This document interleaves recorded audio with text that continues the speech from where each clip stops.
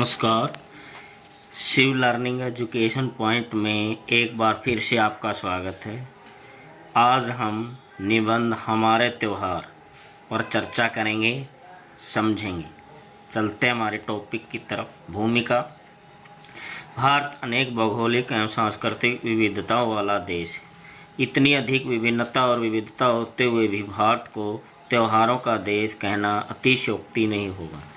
भारत का ऐसा कोई भी क्षेत्र अथवा प्रदेश नहीं है जहां कभी न कभी कहीं न कहीं कोई त्यौहार न मनाया जाता हो।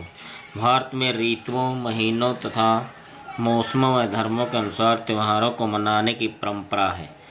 हमारी सांस्कृतिक व धार्मिक त्योहारों में होली, दशहरा, दीपावली, रक्षाबंधन आदि शामिल किए गए हैं।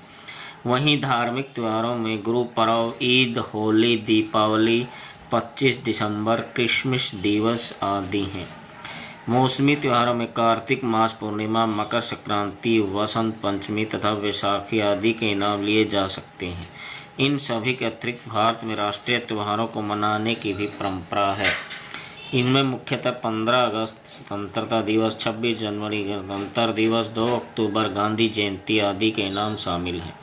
इन सभी त्योहारों से जहां हमें धार्मिक, भाषाई, सांस्कृतिक एकता के साथ साथ राष्ट्रीयता का पुट भी दिखाई देता है। विश्व में शायद कोई भी ऐसा देश नहीं है जो भारतीय त्योहारों का मुकाबला कर सके। इतनी अधिक विविधता होते हुए भी त्योहारों के अवसर पर हमारी राष्ट्रीय, भाषाई, धार्मिक एवं सौहार्द की भावना उभर कर सामने आती है। ये सभी त्यौहार भारत के उत्तर, दक्षिण तथा पूर्व व पश्चिम के सभी मतभेदों को समाप्त कर एक अलग ही पहचान भारत के विश्व पटल पर बना देते हैं, जिस पर हमें भारतवासी होने का गर्व महसूस होता है। राष्ट्रीय एकता व अखंडता को बढ़ावा। भारतीय त्यौहार हमारी राष्ट्रीय एकता व अखंडता को बढ़ावा देते हैं। कोई भी त्यौहार हो, उसमें सभी भारतवासी मिलजुल कर एवं आपसी प्रेम व सौहार्दपूर्वक मनाते हैं। इन त्योहारों को मनाते समय न कोई भाषाई, धार्मिक, कट्टरवादी तथा क्षेत्रीय दीवार सामने नहीं आती। उत्तर भारत वाले दक्षिण भारतीय त्योहारों को तथा दक्षिण भारतवासी उत्तरी त्योहारों को तथा पूर्व वाले पश्चिमी त्योहारों को तथा पश्चिम वाले पूर्वी त्योहारों को इस कदर मनाते हैं कि उनकी विविधता एवं भेदभाव की दीवार अपने आप समाप्त हो जाती है, जिससे हमारी राष्ट्रीय एकता व अखंडता को बढ़ावा मिलता है। जब ये त्यौहार इतनी तन्मयता से मनाए जाते हैं तो आपसी भाईचारे और सौहार्द को बढ़ावा मिलता है। सभी लोग एक दूसरे के त्योहारों में शामिल होकर इस प्रकार का उदाहरण पेश करते हैं। स्वास्थ्य के लिए लाभकारी। त्योहारों को मनाते समय विभिन्न प्रकार के खाद्य पदार्थों का निर्माण व प्रयोग होता है, जिससे मौसम के अनुसार हमारी रोग प्रतिरोधक क्षमता को बढ़ावा मिलता है। उदाहरण के लिए अनेक प्रकार की मिठाइयों में हल्दी तथा मसालों के प्रयोग से रोग प्रतिरोधक क्षमता बढ़ती है। वहीं सर्दी के मौसम में मकर संक्रांति के अवसर पर तिल, गुड़, मूंगफली आदि से बने आहार खाने से हमारी सर्दी से लड़ने की क्षमता को बढ़ावा मिलता है। दशहरा, दुर्गा पूजा तथा शिवाजी गणेश उत्सव के समय जो नृत्य एवं जुलूस निकाले जाते हैं, उससे हमारे शरीर की शारीरिक गतिविधियों आदि को बल मिलता है, जो अच्छे स्वास्थ्य के लिए उपयोगी होती हैं।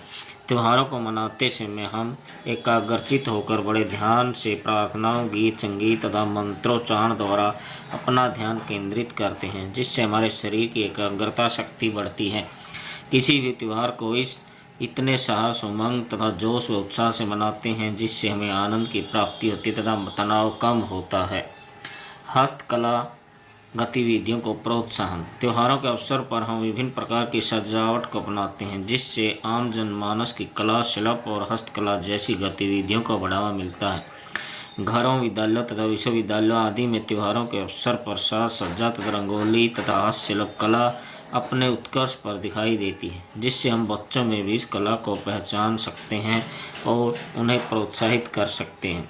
पिछले कुछ सालों से तो हमने विदेशी तथा सजावटी सामान को समाप्त कर स्वदेशी सजावटी सामान के प्रयोग पर बल दिया, जिससे हमारे हस्तशिल्प कला उद्योग एवं हस्तशिल्प कारीगरों को प्रोत्साहन मिला। हमारी हस्तशिल्प कला तथा सजावट को बल मिला। निसंदेह भारतीय त्योहारों पर भारतीय हस्तशिल्प कला, सजावट एवं कला उद्योग को बल मिलता है और हमारी छुपी हुई कला निखर कर सामने आ जाती है। पारिवारिक संबंधों को बढ़ावा। आज का युग भौतिकवाद का युग है।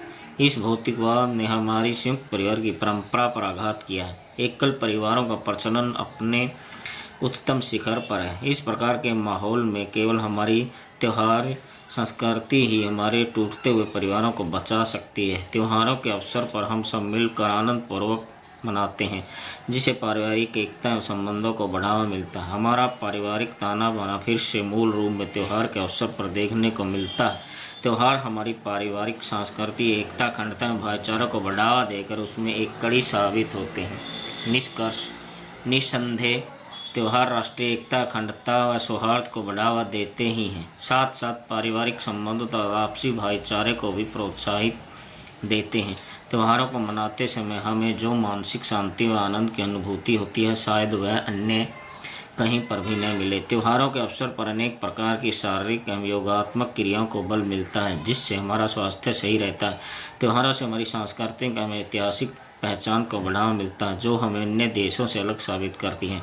अतः यह कहना उचित है कि भारतीय त्योहारों की परंपरा व संस्कृति सही मायने में श्रेष्ठ, उत्तम व सार्थक है। धन्यवाद।